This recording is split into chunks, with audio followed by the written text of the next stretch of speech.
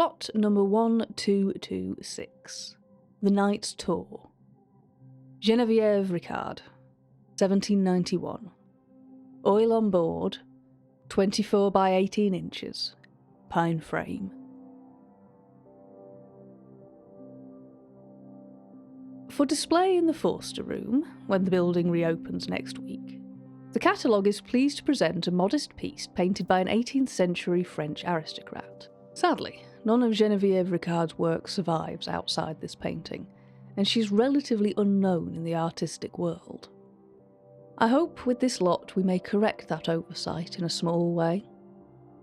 The scene is of a grand parlour room, perhaps in Café de la Régence or the Académie des Sciences. A large, ornate, claw-footed table has been pushed in front of the cold fireplace to make space for a bulky cabinet in the centre of the room, on which a chessboard is set with pieces in play. The composition shows the high ceilings and large windows that were fashionable in high society during this period, both signifying wealth and luxury. The artist contrasts the rich blue wallpaper with dull hung portraits, being rendered such that they seem almost like ghostly silhouettes against the walls. Bright bands of light rake across the scene, pouring in from the windows. The sun is low and warm, casting long shadows behind the courtiers who are watching the game, and the two people either side of the chessboard. A man and a woman are playing the game of kings. The man has his back to us, but his head is turned to the side slightly, mid-laugh, his hand slapping his thigh. He wears a coarse but well-tailored frock coat, and in contrast to the other men in the scene, wears no powdered wig. Instead, his shoulder-length hair is unceremoniously unstyled. The woman across from him is also smiling. She holds a wine goblet in one hand and, if you'll believe it, reader, a lit cigarette in the other. The unlikely heroine is the subject of this painting, could be no doubt. All perspective lines point to her. Do you see the mantelpiece with golden clockwork on top? On what angle does it lie? And the gestures of the brightly dressed courtiers in the bottom left of the scene? To whom do they point? Even the sun itself throws its light through the windows, framing her in a rectangular spotlight of gold. This attention contrasts the plainness of her dress. She wears the simple petticoat of an 18th century peasant.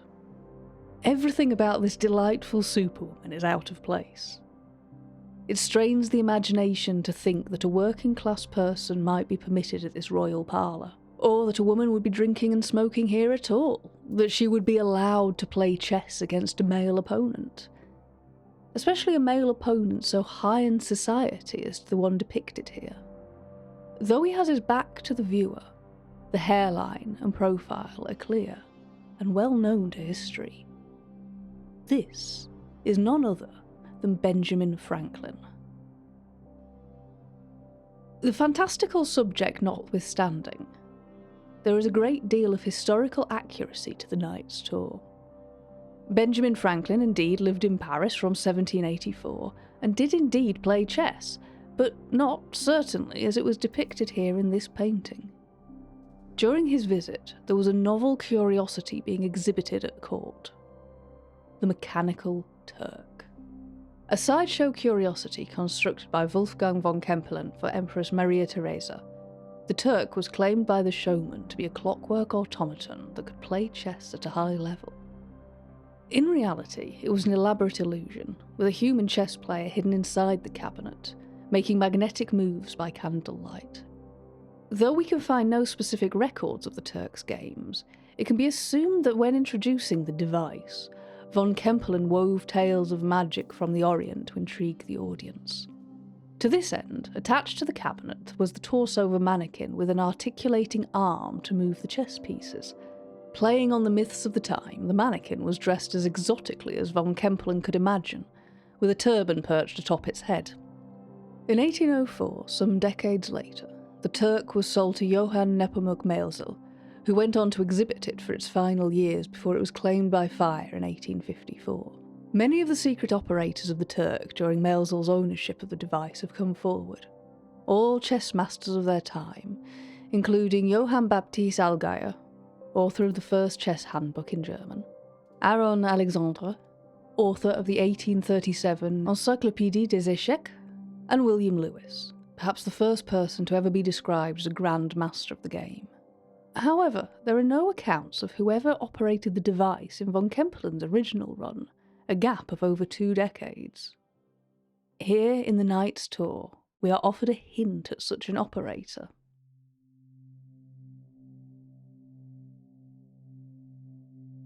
Little is known about the artist's private life. Though Geneviève Ricard's name was often in print due to some scandal or other, her wealth and position at court allowed her to avoid public scrutiny. Much of her notoriety was due to her marital state. Heir to a vast fortune, but she died having never accepted a proposal, though she had received many. Here in the Knight's Tour, we are offered a hint at why she never married. In the painting, the subject, this plainly dressed, sunlit woman, looks directly at the viewer, or perhaps at Ricard herself, with an expression the fortunate reader may recognise if they have ever been in love. Franklin never knew how he came to be beaten by a machine, though, like many, he understood that some human illusion was at play, that there must be a man inside the box. In his diaries, Franklin often wondered who the Grand Master in the machine was, expressing regret at not being able to shake his hand after a game well played.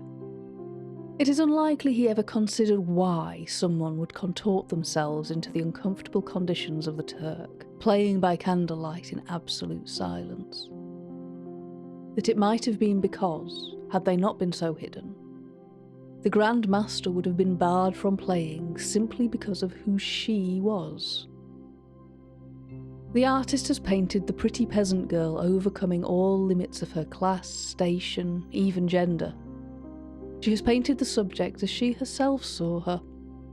Firstly, as a chess grandmaster, easily beating the above-average Franklin, but doing so with charm and grace that would fascinate the man for years to come. Secondly, as a quick-witted socialite, someone who should have been welcome in the courts and parlours across high society.